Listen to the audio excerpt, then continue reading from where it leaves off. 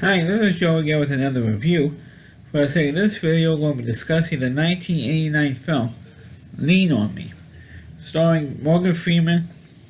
Also has Robert Guillaume, Ling Thigpen, and a very young Michael Beach in this movie. Plus, this movie is based on the real life story of Principal Joe Clark, known as Crazy Joe Clark, who was the principal of Eastside High School, who got into a little bit of trouble. We'll get into that in a minute. Of course, this movie starts off in the 1960s, or the late 1960s, as Joe Clark was a teacher in the same school, Eastside High School, which was a school that's in Paterson, New Jersey. And it is an actual school. It's not anything that's made up, give it a fictional name just for the movie, just for the basic elements of its Joe Clark story. And he was kind of like a radical teacher who doesn't conform to the norms. So what happened was he got transferred to another school because of budget cuts. He gets transferred to another school, and he said, "They're getting rid of me, or kicking me out. This school is going to deserve everything it's going to get." And sure enough, in the 20 years since he wasn't there, Eastside High School turned out, excuse me, my sinuses. It turns out to be the worst school, and not just in the state of New Jersey, but in the entire country. Because there's probably like a standardized test, like a remedial skills test, and passing is like for the whole school to be considered the whole school to be passing or doing well. They have to get at least 75% of the standardized test. Of all the students to pass, at least 75% of the students to pass the test for the school to be doing well. Instead of 75%, it's like maybe down to like 30%. So it's extremely, extremely low. And it's considered the worst school. Like I just said, the state of New Jersey, but the entire country, as being one of the worst schools academically. Not just academically, but one of the most violent schools in the country, because like 95% black and Hispanic, and all of them were from poor areas or in gangs or on drugs and stuff like that. So you had drug dealers, you had gangs in there, you had fights, you had all kinds of bad stuff to make not just the students not caring and not studying and not passing the tests, to do all kinds of crap in the schools because nobody is A, looking out for these kids, 2, the kids don't care, and the teachers don't care, and the so-called parents of these kids don't care either, or don't care enough for them, for them to force them to do, or push them to do well in school. So 20 years later, the school, the mayor of Paterson, along with the president of the school board and the school's lawyer. By the way, the guy who plays the school board's lawyer may want to play Neelix in Star Trek Voyager, in the Star Trek Voyager TV show. So you look out for him, and you can see what it looks like with all that makeup and stuff. Anyway, they decided to get a new principal for the school, and Robert Guillaume, who plays the superintendent of the school board, says, "I got someone, let me pick my own guy to sit, because I know this person could do the job better than anybody that you will pick." And he happened to pick Joe Clark. It was played by Morgan Freeman, and he gave a great performance. I think this was like the first time when Morgan Freeman was the main character instead of a supporting character in most of the movies that he played up to this point. He is like front and center of the whole movie, and he gave a great performance. I believe he might have been nominated for an Oscar for this role, and he should have gotten. I think he came out like 2 movies that year, for Lean on Me, and the other movie was a previously reviewed, Driving Miss Daisy. That was like a supporting role, but there was like a main role for him, and he was great. I mean, he ate up every scene that he was in. It was like at times he was like a preacher in this film. And this time was like a hard as nails, tough principal. And when he came into the school, he almost right away started to clean up the school. He threw out all the kids who are troublemakers or drug dealers, and so kicked all of them out of school right away. One of them, one of these troublemaking kids, happened to be the son of the main antagonist to Joe Clark, who was played by Lynn Thigpen.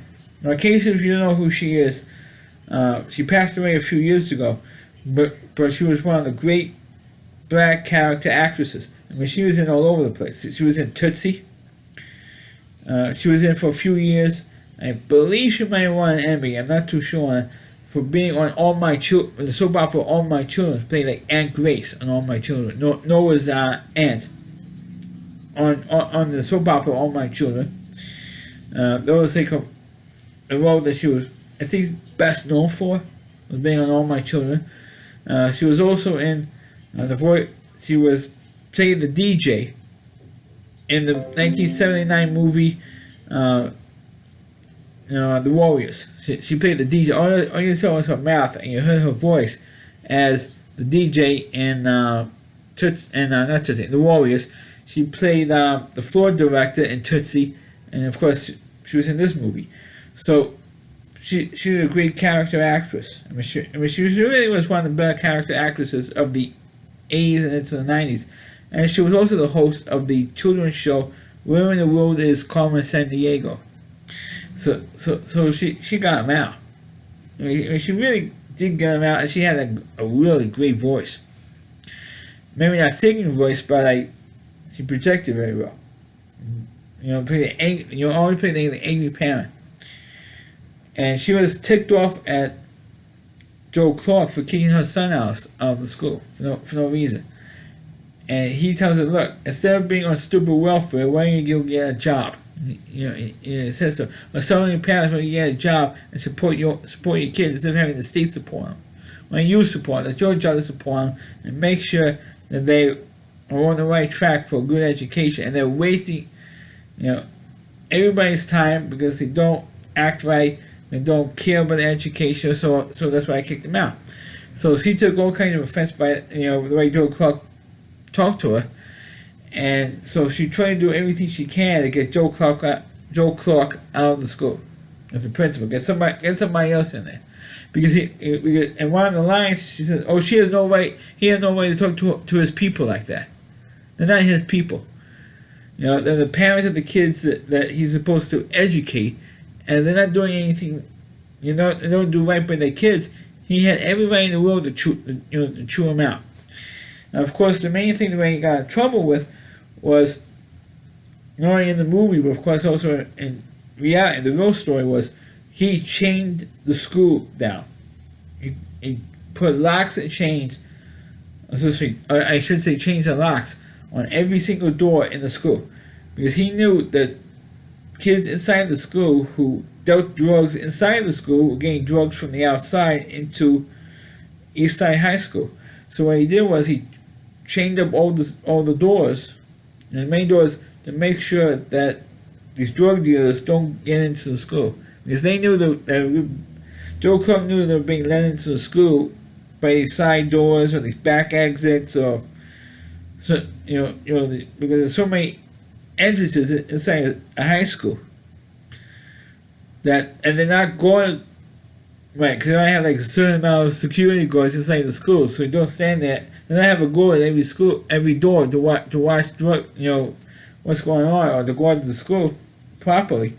So if they chain the school, chain the doors and lock it with actual padlocks, there's no way the drug dealers are going to get in. But there was a problem. The problem is a violation of the fire code, because in case of God forbid there's a fire in the school, there's no way to get out because the chains are locked and bolted. So that's how they got Joe Clark in trouble. They fined him like more than once. And even in the movie, he got arrested towards the end of this movie.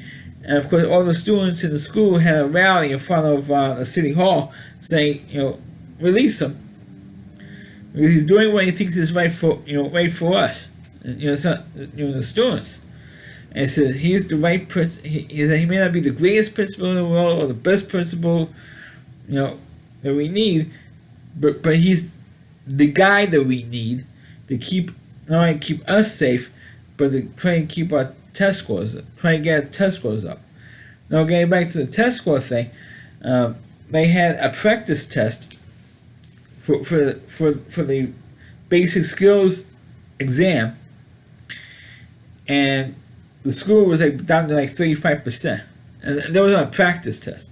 So he had about 6 weeks to get the kids ready, and he wanted the kids to get ready for this test, and he was getting rid of teachers who, as he felt, were doing their jobs properly, and one of them was played by Michael Beach, who later on, almost a decade later, was in the television show Third Watch, and he played in a couple of episodes of the original Law and Order television show. So you see him around, and Joe Clark threw him out because he didn't do because he bent down to pick up a piece of paper to throw out in the garbage. He said, "Could wait. No one does that crap as I'm holding a meeting. You shouldn't do that." And so he threw him out, trying to fire him, and they brought him back to the school because they couldn't fire him. He didn't have the authority to do so, and he kicked out the chorus teacher because she wasn't teaching the kids. She was teaching the kids how to sing Mozart or something, a piece by Mozart, and not the school song. They want everybody to know the school song, and he was obsessed with the school song, and the teachers got mad and said, "I don't have time to teach the school song because we're in this other concert," and said to do it instead. So Joe Clark fired her, and she threatened to sue, over, but she never came back. So this other teacher, this white teacher, that never came back, and but that's how he ruled things. And eventually, at the end of the movie, when he did get arrested, he got the test scores for the actual test. After the disaster of the practice test, he got the results, and the school did pass, got 75%, which is the minimum passing was 75%, and the school did accomplish that. So you could take so Joe Clark says to Lynn Thigpen's character, you could take all your charges and shove up your ass because I did my job in getting these kids to pass because of what my antics encourage these kids to pass this class, and that's my main objective, is to get them to pass this class and to raise the test scores, and I did that. And that's pretty much how the movie ended. It didn't say that a couple of years later he did get fired. I think within a year or two after the movie came out, he actually I should be called the Joe Clark movie. He eventually did get fired, for good, and the school, the Eastside High School, did go back to where it was before Joe Clark became principal. That's a fact for it. I mean, you could look this up on. I don't know if it's on Wikipedia or Google or wherever, but since I'm in New York City and New Jersey just across the river from where I am, they mentioned the fact that the school went down to the levels as it was before Joe Clark became principal. That was a fact, folks. But as a movie itself, I didn't think it's a bad movie. It is kind of an inspirational movie. It is based on a true story. And that's what makes the better high school movies, if it's actually based on a true story. Like this one and Stand and Deliver. Both movies came out within a couple of years of each other. Those are the two of the better movies of my time. At least back in the 80s, anyway. So that's my review of the movie Lean On Me. Please click on the video, please rate it. Please subscribe to my channel. Please forward this video on your Facebook pages. You check out all my reviews on my YouTube channel at rallyc.com. It's OWDY. And that's c.com. It's the homepage of the Rally Reviewer. Christy Moore. Please check out all of his videos on his website. Thanks for watching. Catch you next time.